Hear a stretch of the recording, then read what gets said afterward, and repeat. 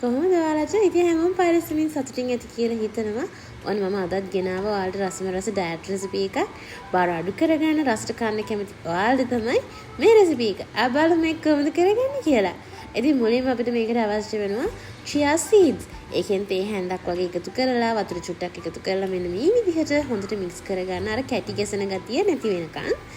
මෙන්න මේ විදිහට විනාඩි 2-3ක් ගියාට පස්සේ මල් වගේ පිපිලා තියෙනවා chia seeds එක. chia seeds කියලා කියන්නේ බර අඩු කරගන්න ගොඩාක් හොඳ ඇට වර්ගයක්. omega 3 fatty acids, antioxidants වගේ ගොඩාක් පෝෂක කොටස් මේකේ තියෙනවා. දැන් අපි ඒකට මේකතු කරගන්න යන්නේ සමපෝෂ. ඉතින් ඔයගොල්ලෝ ගොඩක් දෙනෙක් ඔලටම දන්නවා සමපෝෂ. මමත් ගොඩක් ආස කෑමක්. මට ඉතින් පොඩි සමපෝෂ කන්න ආසාවකුත් තිබ්බා. ඒ නිසා එකෙන් තේ හැඳි දෙකක් මේ විදිහට එකතු කරලා ඒකට oats වලින් තේ හැඳි 3ක් මම මෙතන අරගෙන තියෙන්නේ old fashion rolled oats එක. ඒකිනුත් එකතු කරලා මේ විදිහට චුට්ටක් mix කරගන්නවා. ඒකත් මේ විදිහට හොඳට mix කරගත්තට පස්සේ මම මේකට එකතු කරගන්න යන්නේ මගේ protein powder එක. මම ගන්නේ Nitrotech එකේ protein powder එක. ඉතින් අද තියෙන්නේ මංගාව strawberry cheesecake flavor එක. මේකේ එක ස්කූප් එක 24ක් වගේ තියෙනවා protein ග්‍රෑම් ප්‍රමාණයක්. ඉතින් ඒ වුණාට මං ගන්නේ ස්කූප් භාගයක් වගේ මේකට. නැත්නම් ෆ්ලේවර් එක සම්පූර්ණ වෙනස් වෙන නිසා. ඊට පස්සේ මගේ stevia සීනි ආදේශකය. ඉතින් ඔයාලා හැමෝම දන්නවා මේ stevia සීනි ආදේශකය. ඉතින් ඔයාලට ඕන නම් මෙතන පල්ලෙහා WhatsApp නම්බර් එකට මෙසේජ් එකක් දාලා stevia ඔයාලට ඕඩර් කරගන්න පුළුවන්.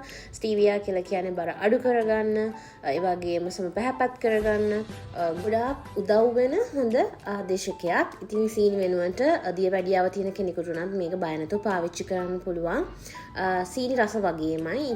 මේකෙන් බිඳුවක් දැම්මම හොඳටම පැණි රසයි. ඊට පස්සේ මෑල්ල චුට්ටකුත් එකතු කරලා හිමාලයන් පිංක් ලුණු මේකත් ගොඩක් බර අඩු කරගන්න උදව් වෙනවා. ඊට පස්සේ මේ දරහිත කිරි චුට්ටකුත් මේ විදිහට එකතු කරලා හොඳට මික්ස් කරගන්න තමයි තියෙන්නේ. මේ මිශ්‍රණය මේ විදිහට හොඳට මික්ස් කරගත්තට පස්සේ අපේ කෑම එක රෙඩි. ඉතින් කිරි අවශ්‍ය විදිහට චුට්ට එකතු කරගන්න.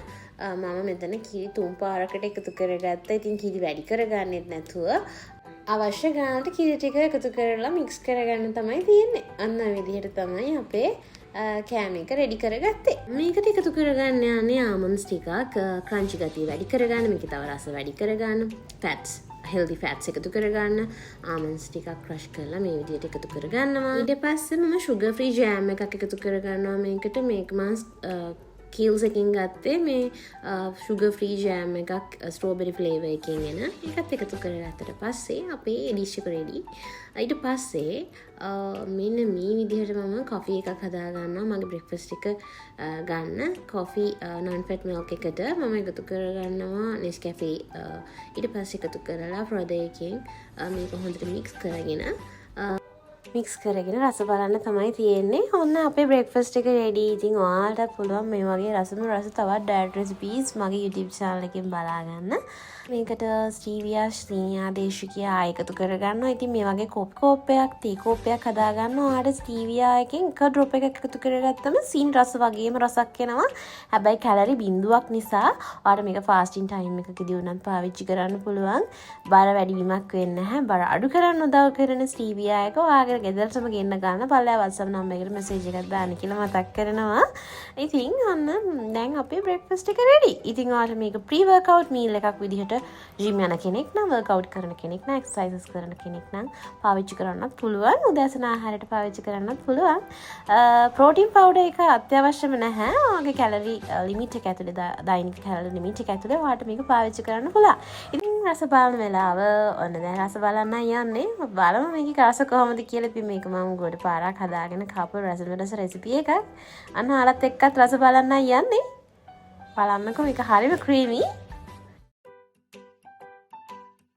හරිම රසයි. අනිවාර්යයෙන්ම try කරලා බලන්න මේ රෙසිපි එක. මේක හරිම රස රෙසිපි එකක්. ඒ වගේම බර අඩු කරගන්න ගොඩක් උදව් වෙනවා. මේකේ calories, nutrients, macros පල්ලෙහා description box එකේ වෙනද වගේම මම ඔයාලට දාලා තියෙනවා. ඒක check කරගන්න අමතක කරන්න එපා.